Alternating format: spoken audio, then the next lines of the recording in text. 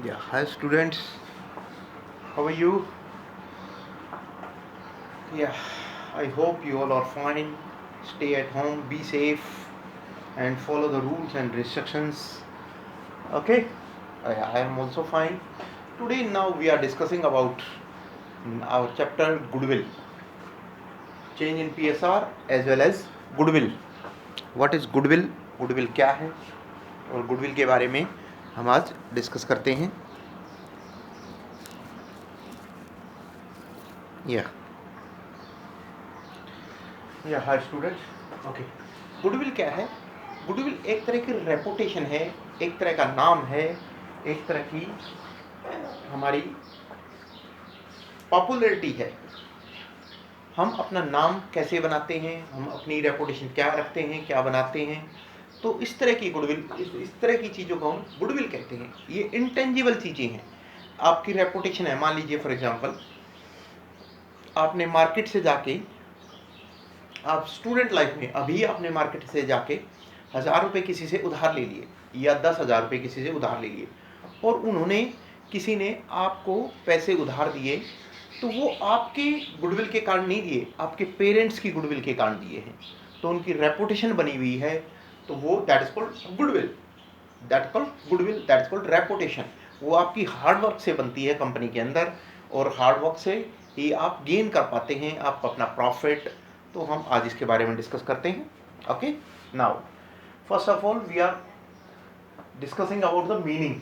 Goodwill means the good name or the reputation earned by a firm through the hard work and honesty of its owner. यानी कि आपके द्वारा की गई मेहनत से और आपकी रेपुटेशन, क्या कह रहा है? Goodwill means the good name और द रेपुटेशन अर्नड, यानी कि आपके द्वारा या फर्म के द्वारा, आपकी फर्म के द्वारा बनाई गई रेपुटेशन. वो कैसे बनती है? हार्ड वर्क से आपकी रेपुटेशन बनाई जाती है, या फिर आपकी ऑनेस्टी ऑफ द ओनर्स, यानी कि उसकी आपकी मालिक की ईमानदारी से ये चीज़ क्या बनती है? हमारी रेपुटेशन बनती है हमारी. Now next point we are discussing about characteristics और फीचर्स ऑफ गुडविल. इसके फीचर्स क्या क्या हैं? हम कैरेक्टरिस्टिक्स क्या क्या हैं? We are discussing about this. Okay, now first point is number 1, it is an intangible force. ये इंटेंजिबल फोर्स है, इसे आप छू नहीं सकते, इसे आप देख नहीं सकते, इसे आप छू नहीं सकते, इसे आप देख नहीं सकते. ये हमारा क्या है? इंटेंजिबल फोर्स है, जिसे आप ना तो छू सकते हो, ना आप इसे देख सकते हो. Now next point is intangible force. Goodwill belongs to the category of intangible assets such as patents, trademark, copyright. जैसे मान लीजिए पेटेंट, आपने कोई फार्मूला बनाया है, मान लीजिए फॉर एग्जांपल आपने कोई गायब होने का फार्मूला बना लिया, तो उसके लिए जो उसमें मटेरियल पड़ेगा, जो उसमें दवाइयाँ पड़ेंगी, वो ताकि कोई और दूसरा ना बना सके, उसके लिए आप उसको पेटेंट करा लो, पेटेंट ऑफिस में जाके उसकी फीस भर दो, ताकि सेम फार्मूला आपका कोई और नहीं तैयार कर पाएगा. दैट इज कॉल्ड आपकी, इसको भी हम क्या कहेंगे? पेटेंट. यानी कि ये इंटेंजिबल एसेट्स हैं हमारी. जस्ट लाइक ए गुडविल, इसी तरह हमारी पेटेंट है, कॉपीराइट है, ट्रेडमार्क है, या कंप्यूटर सॉफ्टवेयर्स हैं, ये हमारे इंटेंजिबल एसेट्स हैं. तो इसी तरह गुडविल भी हमारी क्या है? इंटेंजिबल एसेट्स है, इसको छू नहीं सकते आप. It is an intangible assets. फिर उसने क्या कहा? It does not suffer wear and tear such as the question of depreciation does not arise on it as is the case of other assets. जैसे फॉर एग्जाम्पल मान लीजिए आपके पास कोई car है, या आपके पास कोई बिल्डिंग है, या कोई मशीनरी है, तो उसकी कुछ टाइम बाद वैल्यू कम होनी स्टार्ट हो जाती है. Decrease the value of assets, उसकी वैल्यू, एसेट की वैल्यू कम होने लग जाती है. हमारी फिक्स एसेट्स की वैल्यू कम होनी स्टार्ट हो जाती है. लेकिन हमारी इंटेंजिबल एसेट्स की वैल्यू, जिसको आप छू नहीं सकते, तो इसको हम डेप्रीशिएट नहीं कर सकते. तो गुडविल को, हमारी जो इंटेंजिबल एसेट्स है, ये डेप्रीशिएट नहीं हो सकती, इसकी वैल्यू कम नहीं हो सकती, जैसे कि हमारे अदर एसेट्स में हम देखने को मिलता है हमें. Now next point we are going to discussing number 2. It is a valuable asset, यानी कि इसकी वैल्यू होती है मार्केट में. मान लीजिए आप मैकडी खोलना चाहते हैं, आप ऐसा तो नहीं है अपने गांव में या अपने शहर में जाके आप कोई भी दुकान किराए पे ली और मैकडी खोल ली, ऐसा नहीं है। मैकडी वालों से, मैकडोनल्ड वालों से आपको परमिशन लेनी पड़ेगी, उसमें आपको उनकी रेपुटेशन का पैसा या फिर जो भी आप वो ब्रांच खोलना चाहते हैं आप उसके लिए उसको आपको पैसा देना पड़ेगा, उनको एक हाई अमाउंट देना पड़ेगा, एक अच्छा खासा अमाउंट उनको पे करना पड़ेगा, उसके बाद ही आप उसकी फ्रेंचाइजी ले पाएंगे।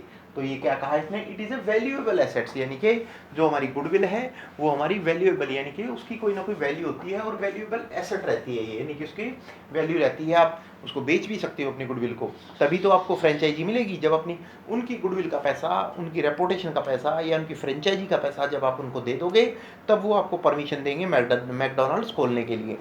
Now next point is third, it is helpful in earning excess profit. ये हमें ज़्यादा प्रॉफिट कमाने के लिए हमें मदद करती है। जैसे फॉर एग्जांपल मान लीजिए आपका अग्रवाल स्वीट्स है, या फिर आपका बीकानेरी स्वीट्स है, बीकानेरी नमकीन है, या फिर बीकानेरी कोई भी अदर प्रोडक्ट्स हैं, जो भी हमारे बीकानेरी के प्रोडक्ट्स हैं, जैसे नमकीन है उनकी, आप उसको उसकी गुडविल को, उसकी नाम को यूज़ करके इसको जो हमारी नमकीन है उसको आप शहर शहर गांव गांव तक पहुंचा सकते हो और उससे ज़्यादा प्रॉफिट कमा सकते हो। तो किस कारण से, गुडविल से, रेपुटेशन के कारण ही। It is help in earning excess profit, ज़्यादा प्रॉफिट आप कमा सकते हो। मान लीजिए जैसे कोई भी प्रोडक्ट आपका ज़्यादा सेल होने लग गया, जैसे मारुति की गाड़ियाँ अच्छी सेल होती हैं, आप उसकी फ्रेंचाइजी लेके कहीं पे भी बैठ सकते हो, तो डेफिनेटली आपको अच्छा खासा प्रॉफिट होगा। Next number 4, it's valuable only when entire business is sold, यानी कि अगर सारा business, entire business, it is valuable only when entire business is sold. फिर उसने क्या कहा, goodwill can not be sold, goodwill can not be sold in part, हिस्सों में नहीं बेच सकते उसको, पूरी की पूरी बिकेगी वो। It can be sold with the entire business only, यानी कि सारे बिजनेस जाएगा उसके साथ, सारा बिजनेस बिक जाएगा तब ही गुडविल बिकेगी हमारी। The only exception is at the time of admission and retirement of A partner, यानी कि अगर हम कोई भी बिजनेस किसी को बेच देते हैं, अपना पूरा बिजनेस, तो उसकी गुडविल भी उसके साथ चली जाएगी, ऐसा है। लेकिन अगर नहीं है तो किस में नहीं है, अगर हम किसी पार्टनर को एडमिट करते हैं एडमिशन में या रिटायरमेंट में, तो उस कंडीशन में ये बात एप्लीकेबल नहीं होती। इसने क्या कहा, it's valuable only when entire business is sold, इसकी वैल्यू तभी है जब आप सारा बिजनेस किसी को बेच देते हो, अपने नाम की, अपना रेपुटेशन किसी और को दे देते हो, अपने रेपुटेशन का जो राइट है, आपके नाम, आपका रेपुटेशन के जो राइट है आप किसी और को बेच दो, यानी कि बिजनेस भी बेच दो और उसका अपना रेपुटेशन का राइट भी बेच दो, उसको वो दूसरी पार्टी उसको यूज करेगी और प्रॉफिट कमाएगी। Got it? Now next point, it is difficult to place an exact value on goodwill। उसने क्या कहा, it is difficult to place an exact value on goodwill, this is because its value may fluctuate from time to time due to changing circumstances which are internal and external of business। ये इसलिए कहा गया है difficult to place, यानी कि time to time, place to place goodwill की value भी change होती रहती है। जैसे मान लीजिए for example time to time, मान लीजिए कोई भी कंपनी है जिसको टेक ओवर किया है टाटा ने जब तक उसको टेक ओवर किया, टाटा ने जब तक उस कंपनी को चलाया, तब तक वो अच्छी खासी चली, खूब बिका उसका माल। लेकिन जैसे ही उसका ओनर चेंज हुआ, टाटा ने वो कंपनी किसी और को बेच दी, तो उसके ओनर के चेंज होते ही उसकी वैल्यू भी कम हो जाएगी। तो उसको भी हम ये कह सकते हैं आप, difficult to place an exact value on goodwill, यानी कि हम बहुत नहीं बता सकते किसकी वैल्यू कितनी ज़्यादा बढ़ेगी या घटेगी। हो सकता है प्लेस टू प्लेस भी डिफ़र करती है और टाइम टू टाइम भी गुडविल हमारी डिफ़र करती है। हो सकता है जैसे कुछ प्रोडक्ट है, सर्दियों में बिकने वाला आपका प्रोडक्ट है, तो सर्दी में कोई वुलन क्लोथ्स है या जैकेट्स हैं वो ज़्यादा बिकती हैं, और आपकी गर्मियों में जो कॉटन के क्लोथ्स हैं वो ज़्यादा बिकते हैं। तो उस टाइम में भी टाइम टू टाइम भी डिफर करता है कि उस टाइम पे प्रोडक्ट ज़्यादा बिकेगा, उस टाइम पीरियड में प्रोडक्ट कम बिकेगा। जैसे अभी आइसक्रीम या आइस का बिजनेस खूब ज़्यादा चलेगा आपका, लेकिन यही बिजनेस आपका सर्दियों में इसका बिजनेस कम हो जाएगा। तो वो कह रहा है it is difficult to place an exact value on goodwill, तो वो बता पाना बड़ा मुश्किल है एकदम, place to place, time to time हम इसकी एग्जैक्ट वैल्यू नहीं बता सकते कितनी वैल्यू हो सकती है। तो नेक्स्ट ये हमने कैरेक्टरिस्टिक्स किया, गुडविल किया, गुडविल का मीनिंग किया हमने। अब हम करते हैं नेचर ऑफ गुडविल और कौन कौन से फैक्टर अफेक्ट करते हैं हमारी गुडविल को बनाने में या गुडविल को कम करने में। वो कौन कौन से फैक्टर्स हैं जो हम पे इफेक्ट डालते हैं। पहले हम पढ़ते हैं nature of goodwill. Goodwill is an intangible asset since it has no physical existence and cannot be seen or touched। उसने क्या कहा, goodwill is an intangible asset, इसको छू नहीं सकते, आप देख नहीं सकते, ये इंटेंजिबल एसेट है। Since it has no physical existence, जबकि इसका फिजिकल एग्जिस्टेंस नहीं होता, आप इसको छू नहीं सकते, जाके टच नहीं कर सकते। And can not be seen और टच, ना उसको देख सकते। गुडविल एक हमारा इंटेंजिबल एसेट है। Now next point we are discussing about factors affecting the value of goodwill. Value of goodwill यानी कि गुडविल को अफेक्ट करने वाले हमारे कौन कौन से फैक्टर्स हैं जो कि गुडविल को, जो हमारी रेपुटेशन को कम भी कर सकते हैं, बढ़ा भी सकते हैं या स्टिल रख सकते हैं। तो ये इफेक्ट कौन कौन से हैं, देखते हैं फैक्टर्स कौन कौन से हैं। Number 1, favourable location of the business. अगर आपका बिजनेस एक अच्छी लोकेशन पे है, यानी कि ऑन रोड है या मार्केट के बीच में है, तो आपका बिजनेस डेफिनेटली चलेगा और आपकी गुडविल भी अच्छी खासी बढ़ जाएगी। देखते हैं, कह रहा है if the business is located at convenient place and it will attract more customers या consumers and therefore will have more goodwill. अगर ऐसी जगह है जहाँ पे खूब सारे ग्राहक आ सकते हैं, भीड़ भाड़ वाला इलाका है, तो वहाँ पे भी बहुत सारे ग्राहक आएंगे। जितने ज़्यादा ग्राहक आएंगे उतनी ज़्यादा आपकी गुडविल बनती चली जाएगी। तो इसने कहा आपका प्लेस का भी इफेक्ट पड़ता है। Now next point is we are going to start next point. We can say that number 2, efficiency of management की एफिशिएंसी पे भी हमारी गुडविल डिपेंड करती है। अगर हमारी मैनेजमेंट बहुत अच्छी है तो हमारी गुडविल बढ़ती जाएगी, day to day it will be increase. But our management is outdated and don't want to do hard work, then our goodwill will decrease day to day। Okay, अगर हमारी मैनेजमेंट अच्छी है तो गुडविल बढ़ जाएगी, और उसकी एफिशिएंसी अच्छी है तो गुडविल बढ़ जाएगी, अदरवाइज कम हो जाएगी। If the business is run by experienced and efficient management, its profit will go on increasing, which results in increase in the value of goodwill। हमारा प्रॉफिट बढ़ जाएगा और गुडविल भी बढ़ जाएगी अगर हमारी मैनेजमेंट की एफिशिएंसी अच्छी है और अच्छे से हार्ड वर्क करती है तो।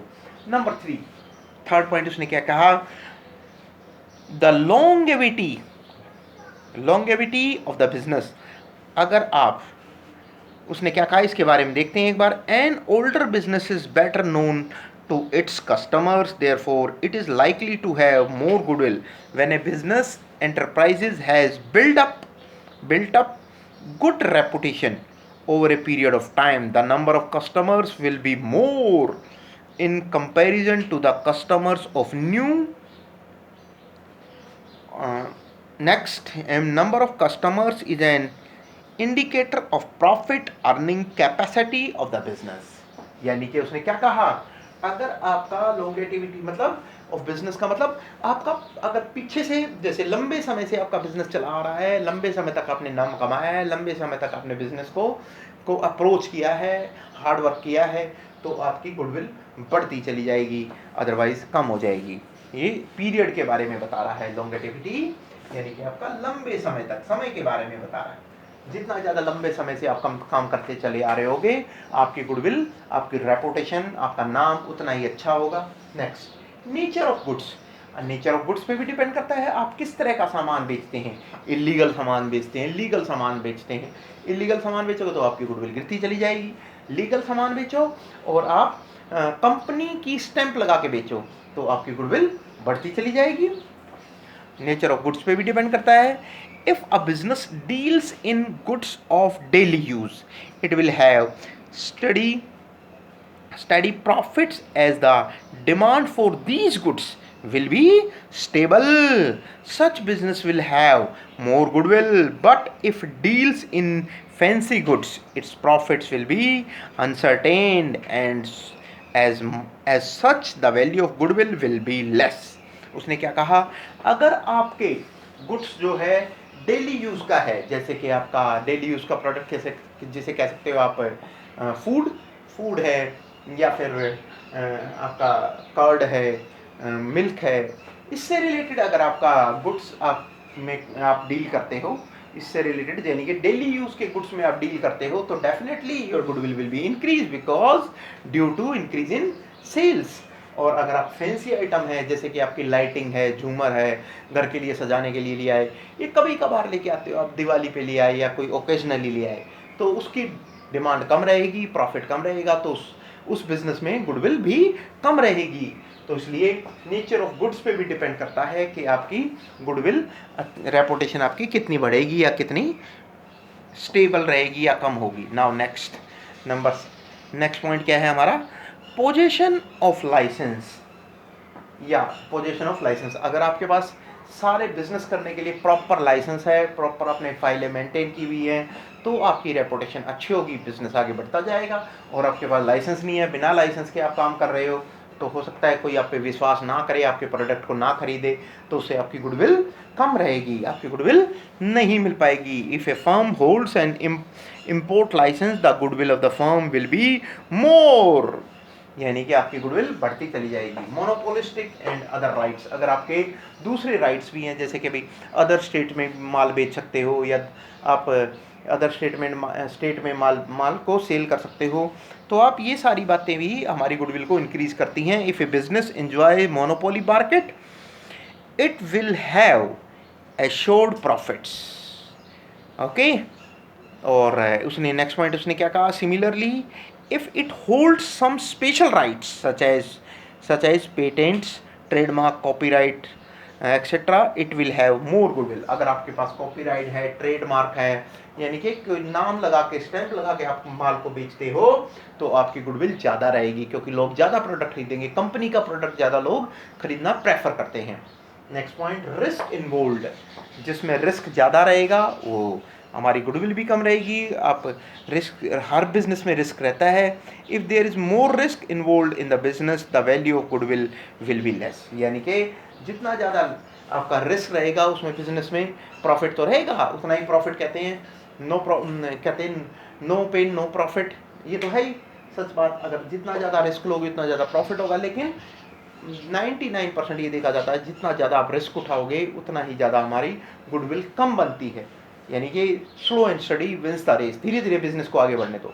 Now next 8th point, trend of profit. आपका ट्रेंड ऑफ प्रॉफिट कैसा है ये भी देखना पड़ेगा। If the profit of a business are increasing continuously the value of goodwill will be मोर।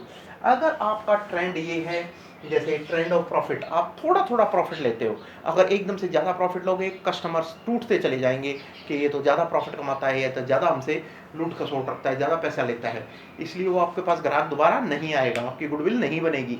इसलिए आपका जो ट्रेंड है प्रॉफिट कमाने का, वो थोड़ा थोड़ा प्रॉफिट रखो, यानी कि नंबर ऑफ कस्टमर ज़्यादा रखो, और प्रॉफिट का जो मार्जिन है वो कम रखो, नंबर ऑफ कस्टमर्स को बढ़ाओ, ताकि उससे आपकी गुडविल बढ़ती चली जाएगी। Next point number 9, future competition के लिए भी आपका उसने क्या कहा, the profitability of increased competition in future would definitely reduce the value of goodwill. अगर मान लीजिए आपका फ्यूचर में आपकी कंपटीशन में कोई आ गया है, तो डेफिनेटली आपका प्रॉफिट कम हो जाएगा और उससे आपकी गुडविल भी कम हो जाएगी। Next 10, capital required. इसमें अभी हमारी कैपिटल की रिक्वायरमेंट रहती है। The amount of capital required for business will also influence the value of goodwill. If the two business enterprises earn the same rate of profit, the business with lesser capital required shall enjoy more goodwill. यानी कि जो, जैसे मैंने पहले भी एक बार example दिया था, कैपिटल चाहे कम लगाओ, लेकिन आपका जो अर्निंग का जो तरीका है, जो प्रॉफिट कमाने का तरीका है, बिजनेस करने का तरीका है, आपकी अर्निंग परसेंटेज ज़्यादा होगी। अगर अर्निंग परसेंटेज ज़्यादा होगी और अगर आपने कैपिटल कम भी लगाई है, अर्निंग परसेंटेज ज़्यादा है, तो आपकी गुडविल बढ़ जाएगी। आपने कैपिटल बहुत ज़्यादा लगा दी, लेकिन आपकी प्रॉफिट कमाने की जो कैपेबिलिटी है वो नंबर ऑफ परसेंटेज में कम है, तो आपकी गुडविल कम रहेगी। तो कैपिटल भी इफेक्ट डालता है, अदर फैक्टर्स भी हमारे को इफेक्ट डालते हैं। गुड इंडस्ट्रियल रिलेशंस, आपके रिलेशंस अगर इंडस्ट्रियल दूसरे इंडस्ट्रीज से अच्छे हैं, तो आपकी गुडविल बढ़ जाएगी। फिर उसने कहा फेवरेबल गवर्नमेंट रेगुलेशंस, अगर आप गवर्नमेंट का रूल रेगुलेशन का फॉलो करते हो तो गुडविल बढ़ेगी। स्टेबल पॉलिटिकल कंडीशन अगर स्टेबल रहेंगी, बार बार सरकार नहीं गिरेगी, तो आपके बिजनेस की गुडविल बढ़ती चली जाएगी। रिसर्च एंड डेवलपमेंट एफर्ट से भी गुडविल बढ़ती है। इफेक्टिव एडवर्टाइजमेंट से भी आपकी गुडविल बढ़ेगी। Popularity of product in terms of quality अगर आपकी अच्छी है तो भी आपकी गुडविल बढ़ती चली जाएगी। नेक्स्ट क्लासिफिकेशन ऑफ गुडविल, हमारी दो तरह की गुडविल है, परचेज गुडविल और सेल्फ जनरेटेड गुडविल। अगर आप गुडविल को, ये रेपुटेशन को खरीदना चाहो तो खरीद भी सकते हो, और दूसरा पॉइंट है सेल्फ जनरेटेड, खुद मेहनत करके अपनी गुडविल बनाओ। फिर उसने परचेज गुडविल में उसने क्या कहा, परचेज गुडविल में कहा purchase goodwill is the goodwill which is acquired by the making a payment, अपनी पेमेंट करके आप गुडविल को खरीद सकते हो। फिर उसने कहा the important factors, the important features कौन कौन से हैं हमारे, कौन कौन से देखने को मिलेंगे हमारा। नंबर 1, इट अराइजेज, अगर हम गुडविल खरीदते हैं तो उसके फीचर्स कौन कौन से, it arises on purchase of a business को खरीदेंगे तो हमारी गुडविल बढ़ जाएगी। दूसरा, it is recorded in the books of the accounts, books में आपको रिकॉर्ड करना पड़ेगा। Because consideration is paid for it, आपने उसके लिए कुछ ना कुछ पैसा भरा है। It is shown in the balance sheet as an asset side में, बैलेंस शीट में आपको शो करनी पड़ती है। It is amortised over its useful economic life, यानी कि ये इट इज़ एमोर्टाइज माने कम भी हो सकती है, इसकी वैल्यू भी कम हो सकती है, लेकिन अगर मान लीजिए आप कुछ काम नहीं करेंगे, उस बिज़नेस को एज इट इज़ रहने देंगे, उसको आगे नहीं बढ़ाएंगे, तो उसकी डेफिनेटली आपकी वैल्यू कम हो जाएगी, उसकी लाइफ भी कम हो जाएगी। अगर आप कंटिन्यूसली काम करते रहते हैं तो आपकी goodwill definitely will be increase. फिर इसके बाद हम नेक्स्ट में हम क्या करेंगे, हम नेक्स्ट क्लास में वैल्यूएशन ऑफ गुडविल निकालने का तरीका, कितने तरह का है गुडविल निकालने का, 3 तरीका है, average profit method, super profit method और कैपिटलाइजेशन मेथड। ये 3 तरह के मेथड हम नेक्स्ट क्लास में डिस्कस करेंगे। Okay students, if you have any doubt you can call with me. Okay, bye bye, see you in next video.